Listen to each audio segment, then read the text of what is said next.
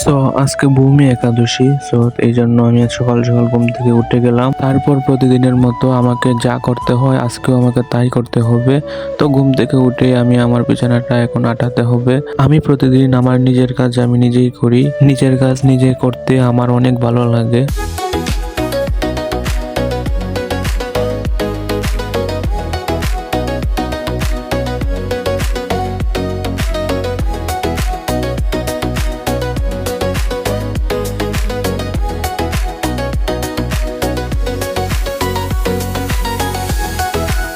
তারপর আমাকে একটু পড়তে হবে, কারণ পরীক্ষা খুবই নিকটে।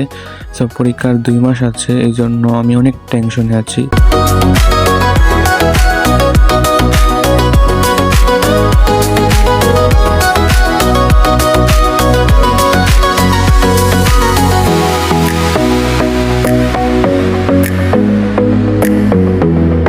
তারপর আমি স্নানটা করে ঠাকুর ঘরে আসলাম, যেহেতু আজকে ভূমি একাদশী।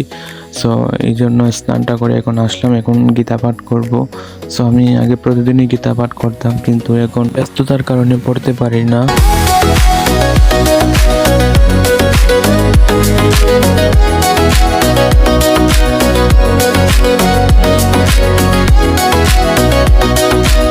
তারপর মালা জপ করতে হবে, কারণ আমি প্রত্যেক দিনই মালা জপ করি। একাদশী ছাড়াও আমি মালা জপ করি প্রতিদিনই। সো আজকে যেহেতু একাদশী, আজকে মালা জপ করতেই হবে। সো দেখতে পাচ্ছ আমি প্রতিদিন, তো এই যে বৃন্দা দেবী মানে তুলসী গাছের সামনে আমি প্রতিদিনই মালা জপ করি। আর এইভাবে হেঁটে হেঁটে মালা জপ করতে আমার অনেক ভালো লাগে।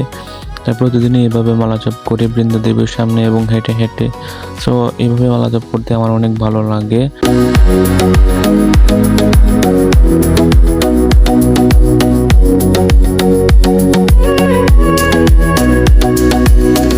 এই তনিষা, তনিষা তুমি কি তা করো?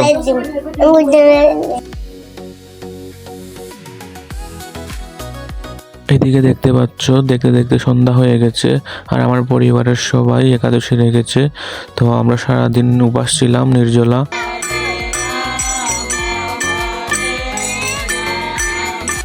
সো গাইস, আর আমার এই ব্লগটা এখন এখানে শেষ করা রাখবো। যদি ভালো লাগে তো অবশ্যই চ্যানেলটিকে সাবস্ক্রাইব করবা।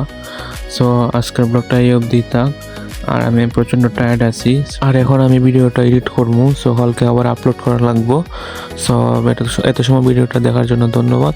Thanks for watching guys.